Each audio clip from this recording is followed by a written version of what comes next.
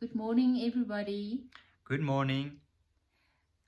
We were talking this week about a subject that is really quite difficult to put words to, but that we thought we might share with you in our search for just exactly how we experience it, and that is the whole concept of the will of God, how God is involved in our lives, and how when something really terrible or bad happens, we often will say something like, "It was the will of God," or "It was His time to go." It was predestined.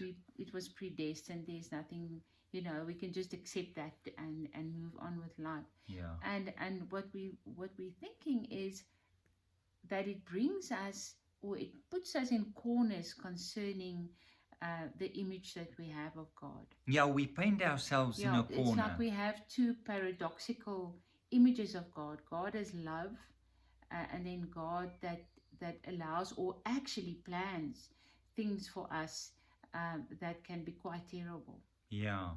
All in the name of love, something in that Yeah. vein. Um, that paradoxical nature of things, often when one takes messages or certain dogmas that developed over centuries around God and love and life in general. My dad used to tell me that he was left-handed, and when he went to school, they were writing on blackboards and little blackboards. And if you are left-handed, it's very difficult because as you write, you wipe out as well. And often these dogmas, I have the impression we write and we wipe it out. Yeah. We say God is love, but then we come with another dogma and wiping it out. Yeah. And it just doesn't help us in terms of coping with life and taking God seriously in this life. And when we talk about this morning, it might be a little bit start and stop, because it's not a matter of we have this well-defined excuse me, this well-defined dogma that we want to convey to you. It's this process where we are in the process of discovering and getting to God, getting to know God as well. It's not that clear cut. It's really a journey. Yeah, and I think by actually thinking the way that we do and that we were brought up to think, if we really sit with that for a moment and pull it through to the stories in the Bible, I think just mainly just looking at the very first story of Adam and Eve, of their disobedience, then we would have to say that God actually also planned that, or that was God's will, Yes. that would happen. So that takes us in a whole loop of cause and effect that really makes it very difficult for us to look at God as somebody, and I think that's mainly also the problem, is that we give these human traits to God, and think that God thinks like a human or behaves like a human. And I think just to look at it a bit and really to formulate how we personally see that or have come to know that. And for me, I've come to see that or experience God much more as being in this life with me, in whatever happens, whatever unfolds. Because if God is constantly creating, then God is also constantly involved in how my life is opening up by the things that I decide Yes. Because it's also a cause and effect in my life. When it's something that I decide in that has some effect. So it's not a predestined, like God knew before that I would choose that and then that would happen. No, it's almost an unfolding in time. Yeah, it's a much more of a creative, um, uh, um, moment by moment, um, opening up with God being involved in all of this, experiencing this with me, Yeah. sustaining me in this. Yes. God being God through me, Yeah, yeah, um, and in me. This thing playing out, because this whole idea of predestined, it's almost like chess pieces. If you work with the old paradigm, it's like chess pieces being moved, and there's nothing you can do about it. Or God having a big calendar up in heaven, paging through it and saying, well, this is Wednesday, something bad has to happen today. I've penciled it in. Something bad has to happen to George. Um, do you have a pin for me to put on the board there? Uh, for just this catastrophe to unfold. that's the image, or that um, story being told of the guy falling down the steps, and when he gets up at the base of the steps, he dusts himself off and he says, well, I'm glad that's done. uh, Yeah, I think we often don't take what we say and pull it right through like that. yes. I think what we do is it's a way of actually trying to accept what is happening Yes. or what has happened. Yes. So we will say, well, at least we know it was the will of God. Yeah. And that sort of comforts us in a way. It makes us feel that we can hand the responsibility or the I don't know what word it is, but we hand that over to God. And if we can only accept that it was the will of God, then maybe we can move on. Yeah, because often we use these terms in situations that's almost senseless. There's a death or something terrible has happened, and we can't make sense out of it.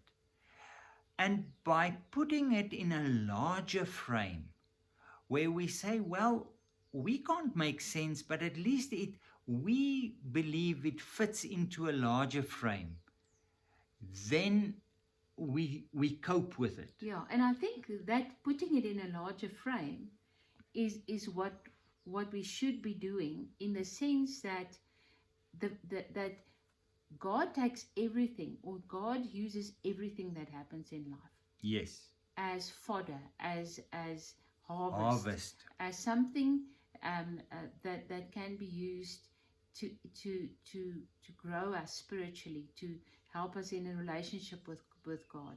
And I think if we can look at it in that perspective, not God deciding that this will happen so that I can, No. Matilda will be growing, because if I let this thing happen to her, then it's not that. Life unfolds, life is creative, life is being birthed moment by moment, and God takes whatever happens as it unfolds, and it has that potential to grow me spiritually. Yes, because we have to state that life is difficult. Yeah. And life has trauma, and life has heartache and grief. It's all there, but through that and in that, God plays out in my life and in the way that I work through this and in the processes. Often we come back to the point where God takes us very, very seriously. This is where God plays out. And where God helps us to integrate this difficult life to get a larger life. And I mean, there is that whole process of discernment where we say, what is the will of God in this for me? Mm. But it's also something that's a Or what joint. is God hoping What for is me? God hoping for me? And what God is hoping for me is to be fully alive, to be, and what will lead to that? If I make choices, what will lead to that fully aliveness? And it might entail, and it often entails, that we go through a period of grief with all the aspects of it, Yeah, where there's anger and denial and accusations and all of that. yeah, That's part of it. yeah. But it was not predestined to happen in exactly that. So I really struggle with that because that makes God for me to be, with all respect, quite a monster. Yes, and it makes God the author of evil. Yeah. So I think often just to really sit with it a bit and to frame it. And I think it's just also words that we have come to use without really taking it, pulling the line right through and saying, what exactly am I saying? What exactly am I believing of God if I say this? Yeah, so in the end, if we work with that old paradigm, the solution that we suggest creates bigger problems. Yeah, yeah. What is that part in that Paul writes? Yeah, when we all of what we've said, if we take that and we go to Romans, where Paul writes that nothing, absolutely nothing, and he makes a list there of terrible things. Mm, Nothing can separate us from the love of God. mm. Um, but everything plays out to our advantage. And that God can work it out for the good of all. Yes. And that doesn't mean that God plans bad things and then turns it round. No. God, that's exactly what we're saying. God takes whatever happens and can use it, and we can allow the growth to happen through those things. Yeah. Talking of images, and it's all about images of God. Yeah. Or everything that we are talking here, and often we come back to image of God, image of God. It determines everything, because to a large degree, if we look down at the base of things and some of our thought trains, is we want God more to be a magician than to be God. Mm. He must have a wand to change things and to, but that's not. And we have to change God's mind about something that we feel He's planned for us. Yes, yes. But God is, God is mingled. Mingled is not the right word, but we are weaved. interspersed, yeah. God is woven into our lives. Yeah. And is living and experiencing this life through us. Yeah. Taking us extremely seriously.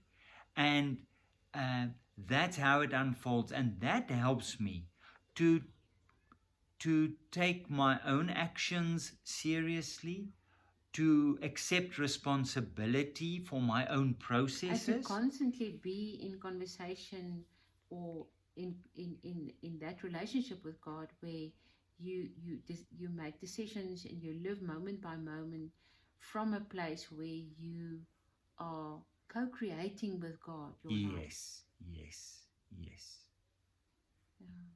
Yeah, it's quite a weighty subject, and we would love to hear from you. We really enjoy your comments and your responses about this, especially. It will be very, very interesting. Thank you, everybody. Keep well on that side. Have a lovely week, everyone. Goodbye. Bye-bye.